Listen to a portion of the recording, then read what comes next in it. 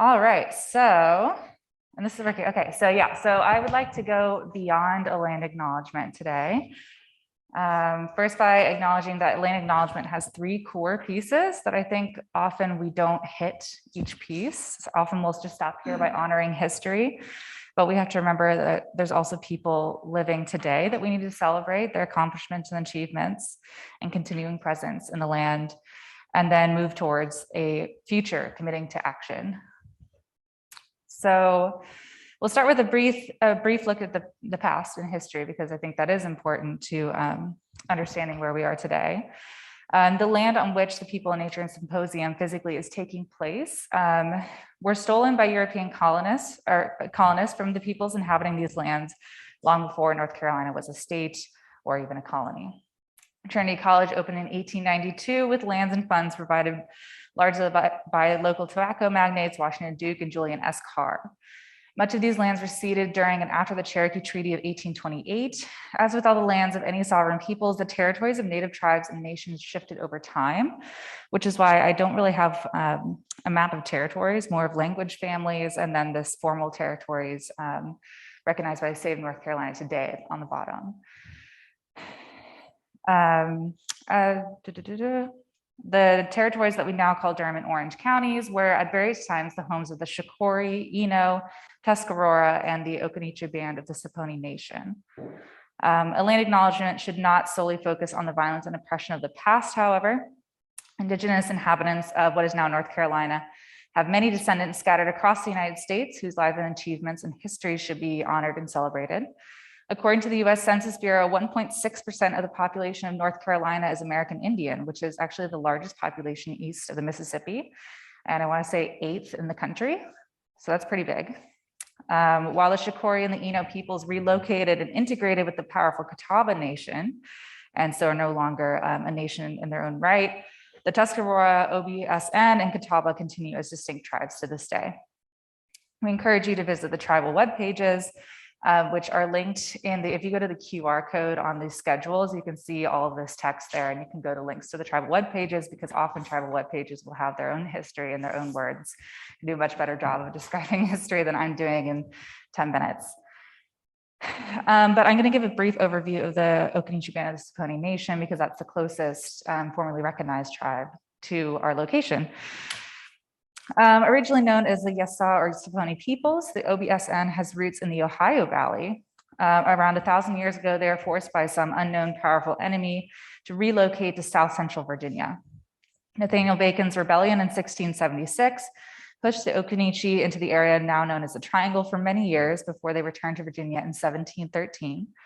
Between 1790 and 1920, white intolerance caused a mass migration back to Alamance and Macon counties to a settlement known as Texas.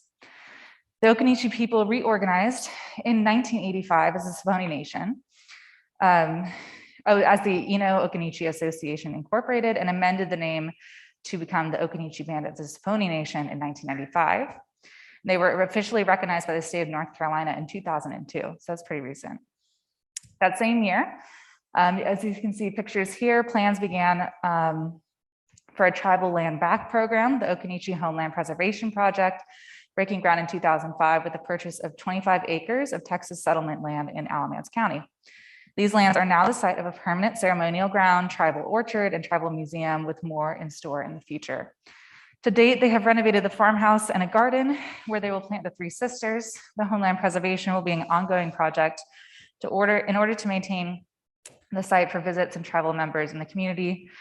They do encourage visiting the tribal grounds, but due to COVID and these construction projects, they're not quite ready for visitors just yet. But once they are, it's only like a 38-minute drive from right here. So if you got in your car here, and by the time Louis Rivers takes the stage, probably you would be there. So when I found this out, I was kind of like, wow, I had no idea. And in doing this research, I kind of found out something that I should have known when I moved here. All right, also in the present, I should note that there's actually a powwow going on right now in Able Quad from 12 to 5. So if you guys wanted to like skip out on the happy hour or something to go, I mean, feel free, we won't be mad. Yeah, after we finish here, please don't leave early. But yeah, there's a lot of events going on that are conflicting with our schedule today, but that's just one of them. So just to note all the things going on in the present, and there's a lot of people, if you go to the website, you can find local artists that you can support if you like.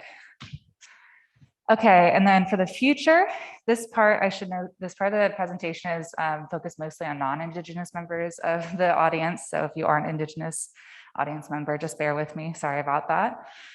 I saw this quote the other day and I thought it was really powerful. So it's from Joy Braun, who's an Indigenous environmental network and pipeline water reclaimer. And it's humbleness does not mean debasement. And so I think when we give land acknowledgements or we talk about, yeah, that person's on the list, sorry.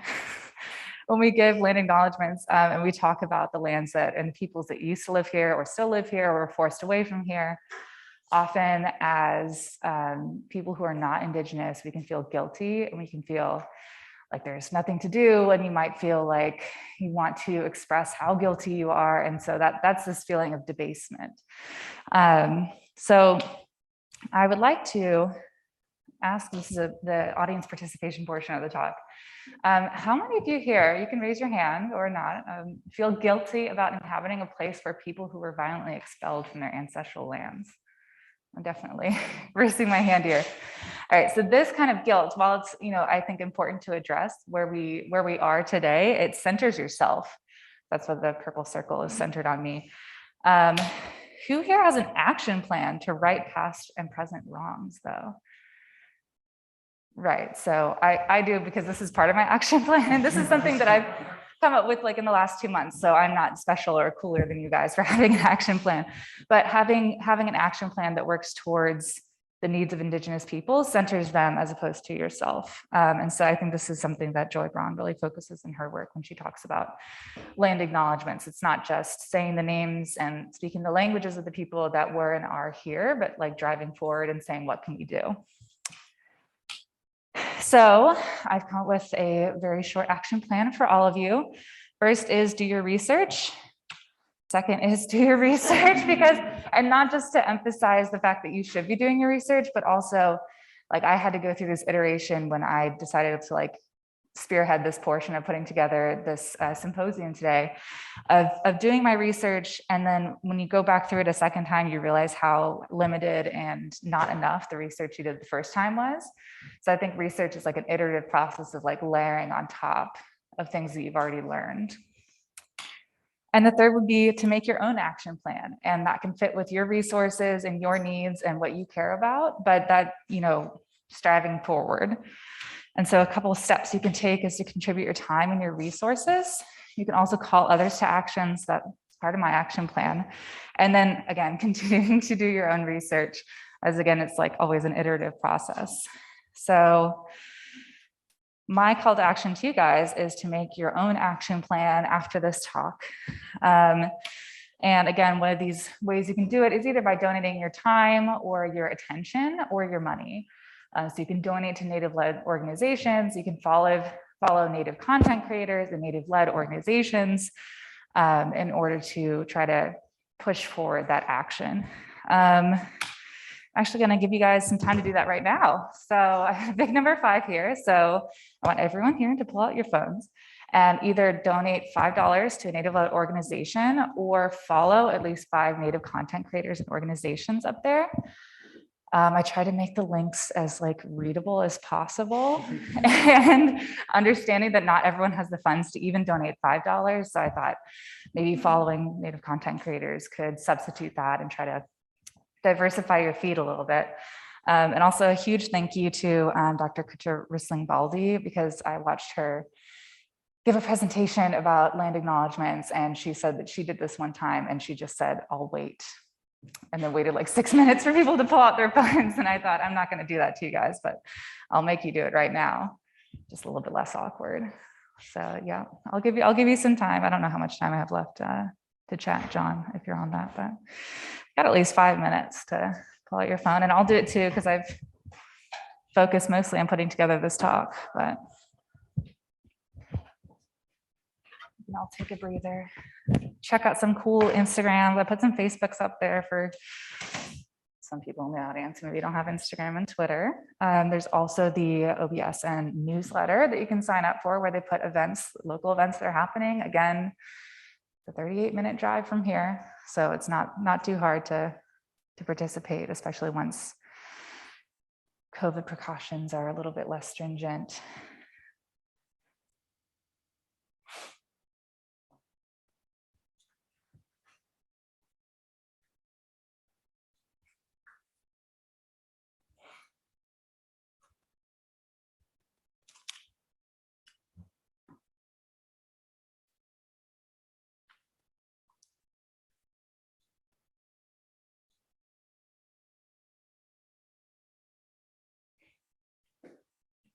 And people on Zoom, I can't see you, but I'm assuming you were following my instructions as well. We'll see.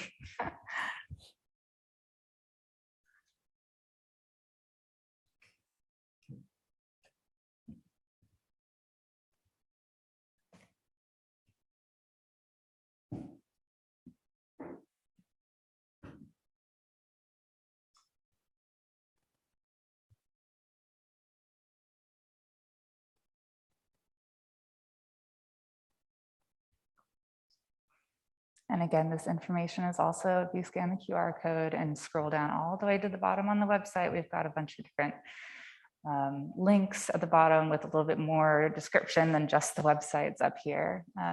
First one is a land back organization. Again, Andrew Curley had mentioned the Indian Collective, the Native American Indian College Fund that supports Indigenous folks trying to go to school.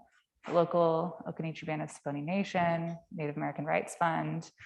Fuchangu CDC is where I got a lot of the information for making this. Native Women's Collective is headed by Dr. Baldi below. And then Triangle Native Organization is a local collective of Native American folks here in the Triangle.